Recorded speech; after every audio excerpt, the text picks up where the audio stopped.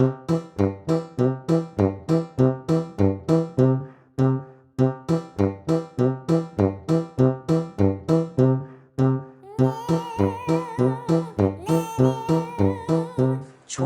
তো হাডুডু, কবাডি অথবা কুমির ডাঙা সবাই খেলেছেন, তাই না?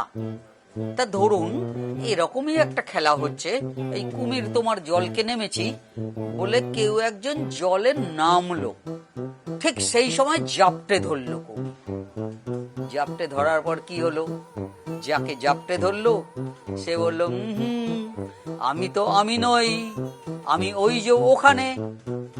দেখা গেল সত্যি ওই যাকে জাপটে ধরা হয়েছিল সেরকমই আরেকজন দাঁড়িয়ে আছেন পাশে। কি ভয়ঙ্কর অবস্থা হবে ভাবুন তো। অথবা অথবা ধরুন বাড়িতে চোর ঢুকে চুরি করে পালিয়ে যাচ্ছে, চোর চোর চোর চারদিক থেকে আওয়াজ উঠছে। পুলিশও একেবারে সজাগ ছিল, তেড়ে ফুড়ে পেছনে দৌড় লাগালো। 22 মাইল দৌড়ে পুকুরে সাঁতার কেটে 5টা জাম্প মেরে চোরকে গিয়ে হাফাতে ধরলো পুলিশ। তখনই একগাল হেসে চোর যদি বলে,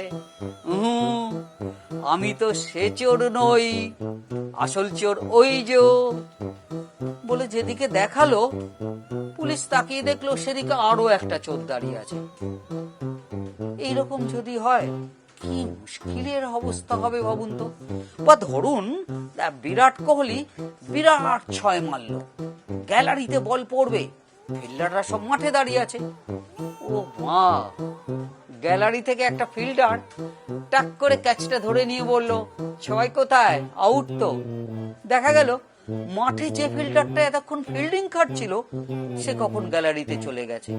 না, সে যায়নি, প্রায় সেই রকমই আরেকজন গ্যালারিতে দাঁড়িয়ে আছে। কি অবস্থা হবে ভাবুন তো। উসেইন বোল্ট প্রচন্ড জোরে রেকর্ড করে 100 মিটার দৌড় পেরোলো, চ্যাম্পিয়ন নিশ্চিত। কিন্তু দেখা গেল পাড়ার পাচুদা বলল, না না তুমি না, চ্যাম্পিয়ন আমি।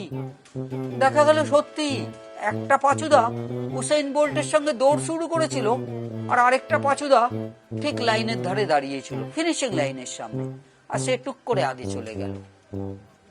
কি ভয়ঙ্কর অবস্থা হবে ভাবুন তো। মানে এরকম একটাই লোক যদি চারদিকে ছড়িয়ে পড়ে আমাদের কি অবস্থা হবে। আচ্ছা, এই অবধি না হয় বোঝা গেল একরকম, কিন্তু কিন্তু ধরুন কোন রাজনৈতিক নেতা বা সেই নেতা ধরুন প্রাক্তন মুখ্যমন্ত্রী, তারই যদি এরকম নানা রকম রূপ, একজন প্রাক্তন মুখ্যমন্ত্রী অনেকগুলো প্রাক্তন মুখ্যমন্ত্রী হয়ে যান, চারদিকে গিজ গিজ করছে প্রাক্তন মুখ্যমন্ত্রী, কি হবে বলুন তো। হ্যাঁ, সেরকম সম্ভাবনাই সত্যি হতে চলেছে। অন্তত আজকে মমতা বন্দ্যোপাধ্যায় তো সেরকমই বলেছেন, শুনুন। আপনারা ধরার আগে আমি যে কোথায় কখন গিয়ে উঠবো আপনারা তো বুঝতেই পারবেন না। আর আমি একা নই, আমার এই চেহারা নিয়ে 50 জন 50 জায়গায় থাকবে, মনে রাখবেন। বাঁদিকে ছুটবেন, আন্দোলন ডান দিকে হবে, ডান দিকে ছুটবেন, আন্দোলন মধ্যেখানে হবে, মধ্যেখানে ছুটবেন, আন্দোলন সাগরে হবে, সাগরে ছুটবেন, আন্দোলন পাহাড়ে হবে, পাহাড়ে ছুটবেন, আন্দোলন রাস্তায় হবে। কি অবস্থা হবে। একজন প্রাক্তন মুখ্যমন্ত্রী ছিল, নিমেষের মধ্যে ভাবুন রাজ্যে 50টা প্রাক্তন মুখ্যমন্ত্রী, 50টা মমতা বন্দ্যোপাধ্যায়। ভাবতে পারছেন কি অবস্থা হবে। আর আরো সাংঘাতিক অবস্থা হবে, ধরুন 50 জন মমতা বন্দ্যোপাধ্যায় একই সঙ্গে একই দিনে 50টা প্রোগ্রাম করছেন, 50টা মিছিল, 50টা মিটিং। কি অবস্থা হবে।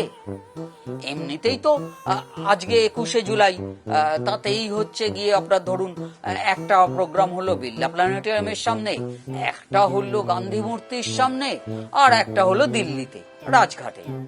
তা এবার যদি 50 জন মুখ্যমন্ত্রী, 50টা মমতা বন্দ্যোপাধ্যায় 50টা জায়গায় 21শে জুলাইয়ের প্রোগ্রাম করেন, কে যাবেন ওখানে, কতজন হাজির হবেন? এমনিতেই তো দেখা গেছে প্রতি বছর যেরকম দেখা যেত যে ভিক্টোরিয়া হাউসের সামনে মানে কাতারে কাতারে মিছিল, হাজারে হাজারে মানুষের সমাবেশ, বাস ট্রেন সমস্ত চলাচল প্রায় বন্ধ, অফিস বন্ধ, স্কুল বন্ধ, কলেজ বন্ধ, পরীক্ষা বন্ধ, হাসপাতালে যাওয়া বন্ধ, সে ছবি এবারে উধাও হয়ে গেছে। কারণ ওই যে একে মমতা বন্দ্যোপাধ্যায়ের পাশে লোক নেই, তারপর আবার গান্ধী মূর্তি, প্ল্যানেটোরিয়াম, নানা শিবির। তা ভাবুন তো, এইরকম অবস্থায় যদি হয় 50টা মমতা বন্দ্যোপাধ্যায় 50টা 21শে জুলাইয়ের প্রোগ্রাম ডেকেছেন 50টা জায়গায়, তৃণমূল কর্মীরা কোন দিকে যাবেন, কার কাছে যাবেন? শহীদ পরিবারও বা কোথায় যাবে? 13 জন শহীদ রয়েছেন, এবার 13 জন শহীদকে কি অন্তত 50 জন করতে হবে? অথবা এরকম কিছু ঘটনা হবে, আমি শহীদের বাঁ হাতের তরফ থেকে বলছি, অন্য আরেকজন বলল না আমি শহীদের ডান পা হয়ে বলছি, কেউ একজন বলল আমি শহীদের মাথার চুল হয়ে বলছি। ভয়ঙ্কর অবস্থা কিন্তু হবে।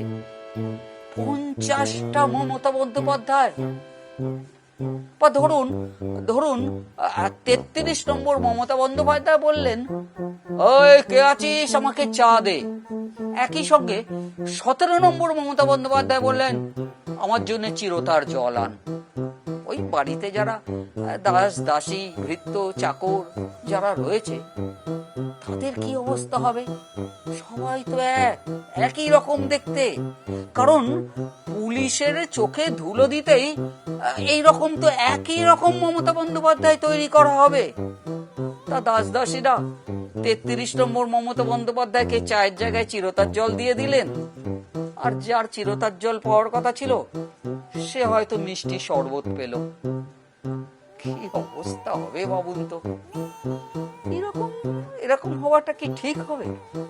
আচ্ছা, হঠাৎ করে মমতা বন্দ্যোপাধ্যায় কেন এরকম বললেন? 50টা মমতা বন্দ্যোপাধ্যায়ের দরকার হলো কেন? পুলিশের চোখে ধুলো দিতে, অনেকগুলো প্রোগ্রাম একসাথে করতে, মানে 50 জন মমতা বন্দ্যোপাধ্যায় 50 দিন ধরে নবান্ন অভিযান ডাকবেন, সেই সুবিধা হবে বলে? কেন একজন রাজনৈতিক নেতার 50টা এরকম টুকরো টুকরো হওয়ার প্রয়োজন হয়ে পড়েছে কেন? মানে একটা মমতা বন্দ্যোপাধ্যায় কি আর কাজ হচ্ছে না? তার ডাকে কি আর লোকজন তত হচ্ছে না? আজকেই তো এমনিতে যেটা দেখা গেল 21শে জুলাই শহীদ দিবস, শহীদদের তর্পণ করার কথা, কিন্তু সে জায়গায় আমরা কি দেখলাম? প্ল্যানেটোরিয়াম গান্ধী মূর্তির দিকে আঙুল তাক করে যাচ্ছে তাই ভাষায় গালাগালি করছে। রকে যে ভাষায় গালাগালি আমরা শুনে থাকি এবং শুনে অনেকেই হয়তো কাঞ্চাপা দিই, সেই ভাষা যখন শহীদ তর্পণের মঞ্চ থেকে শোনা যায় তখন সেটা আর শহীদ তর্পণ বোধহয় থাকে না। শুধু প্ল্যানেটোরিয়াম নয়, গান্ধী মূর্তিও পিছিয়ে নেই, সেখান থেকেও একই রকম ভাবে দেখা গেল তুই তোকারি। শহীদরা কোথায় সেখানে? তাহলে একজন মমতা বন্দ্যোপাধ্যায় যদি এই অবস্থা হয়, 50টা মমতা বন্দ্যোপাধ্যায়, 50 জন প্রাক্তন মুখ্যমন্ত্রী, রাজ্যটার কি হাল হবে ভাবতে পারছেন?